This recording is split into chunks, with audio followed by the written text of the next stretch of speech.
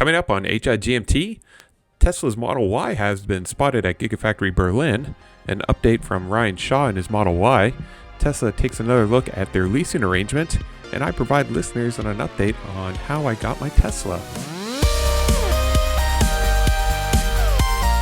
Welcome to How I Got My Tesla, the podcast of indeterminate length for Saturday, December 12th, 2020, episode 20.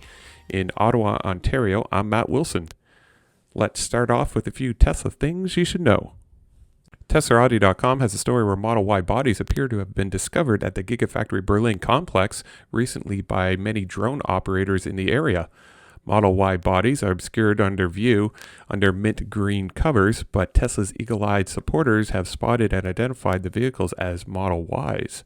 According to the drone operator Tobias Lin, the GigaFactory Berlin machines have not yet entered production, so the Model Y bodies are most likely from the Fremont factory. Lin also suggests that Model Y bodies could be used for testing.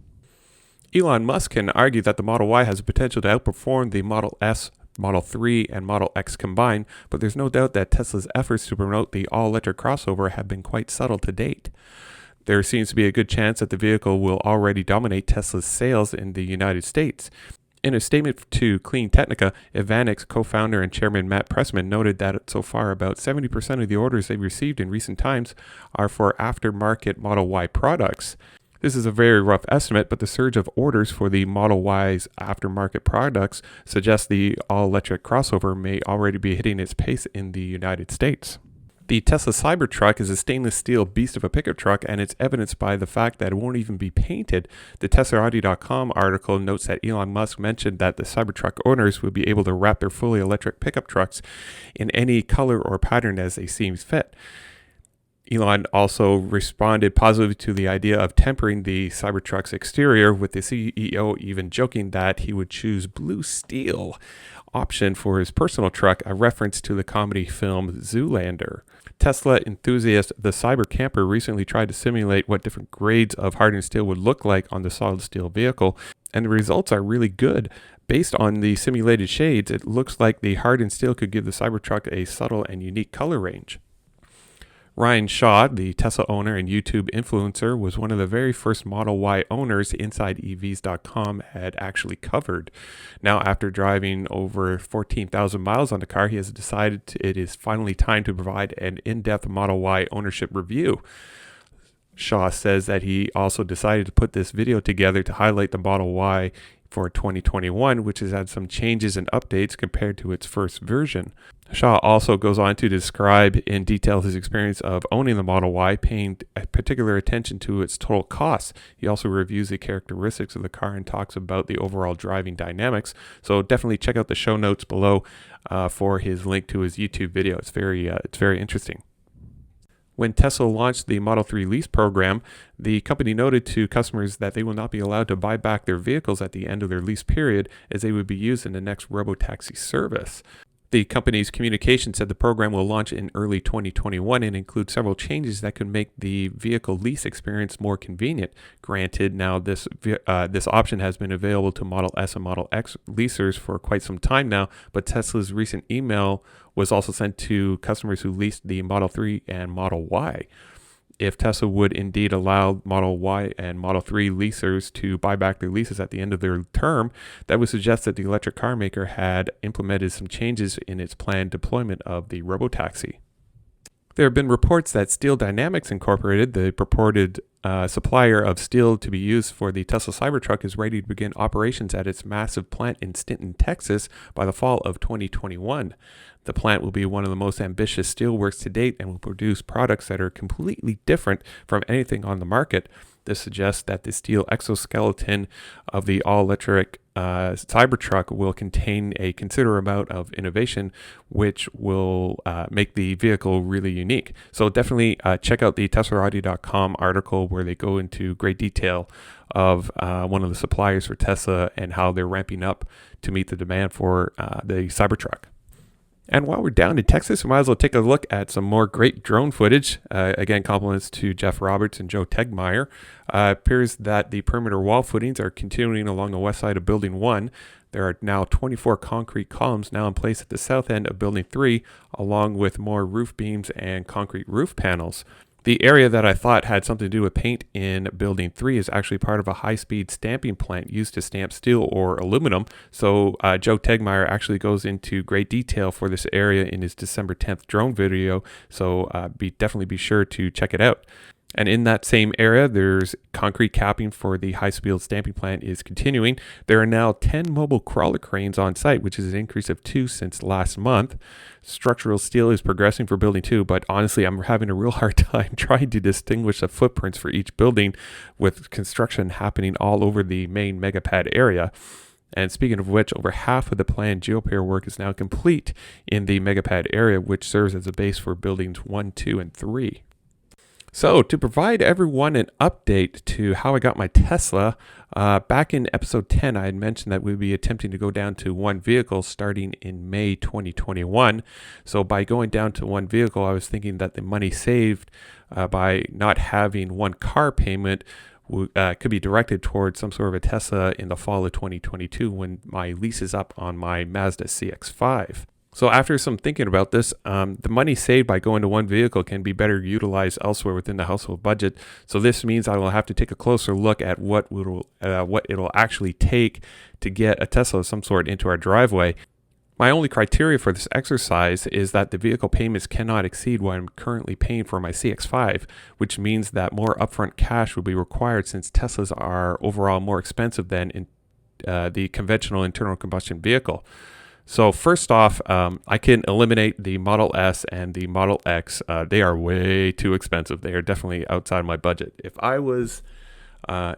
had, unlimited resources, I would probably get a Model X, not an S. I'm not a sedan kind of guy, but I wouldn't mind getting a Model X, but I would probably wait for the refresh before I were to get an X. But honestly, both of those vehicles are way outside my price range, so it doesn't.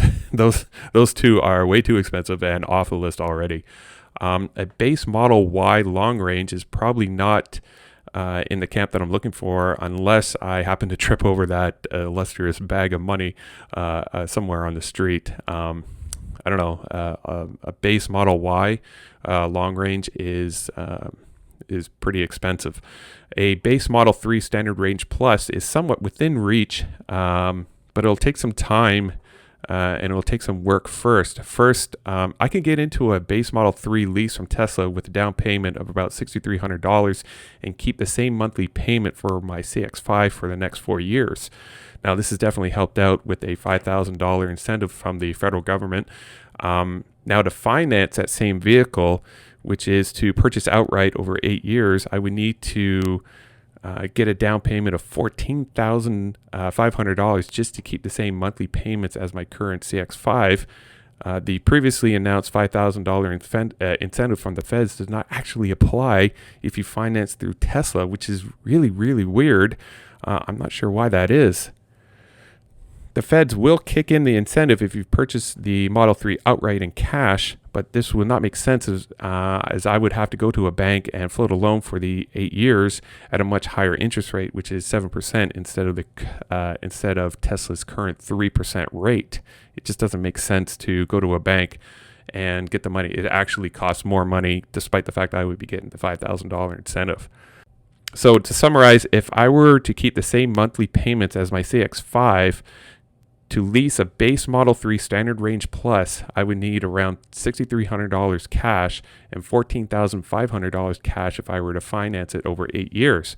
And just for fun, I ran the numbers for a base Model Y long range, and the numbers are looking pretty rough. Keep in mind that the $5,000 incentive from the feds does not apply for the Model Y at all. If I were to keep the same monthly payments as my CX-5, in order to lease a base Model Y long range, I would need $17,500 cash and $31,500 cash if I were to finance it over 8 years.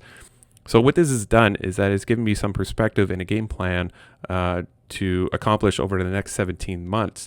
At the minimum, I would need to save anywhere between $375 and $850 per month for a base Model 3 Standard Range Plus, and anywhere between $1,000 and $1,800 per month for a base Model Y long range, and that would be spread out over 17 months.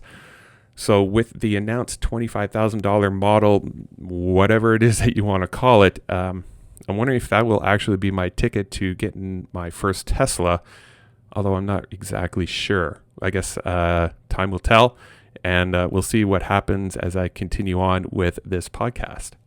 Well, that should pretty much do it for episode 20. If you're looking to purchase a Tesla and you want 1,000 free supercharging miles, feel free to use my referral program link in the show notes or head on over to ts.la/Matthew40942. My current Tesla friend is Chatty. I don't have any new Tesla friends to to talk about this week. So it's just Chatty. Thanks, Chatty, for using my my referral link. It still gives me a chuckle every time I see it on my account. Hashtag for this episode, let's try hashtag Model Y leases. And the overall hashtag for this podcast is hashtag HIGMT. And if you have any feedback for me, feel free to throw me an email at howigotmytesla@gmail.com. And if you have any feedback for me, you can throw me an email at howigotmytesla@gmail.com.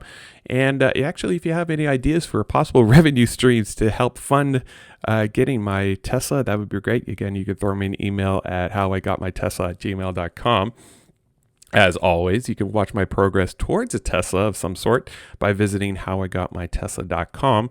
And you can follow me on Twitter and Instagram by simply searching for How I Got My Tesla. So thank you for listening. This podcast is produced by Matt Wilson and hosted by Squarespace. Music for this episode is Cascade by Cubby.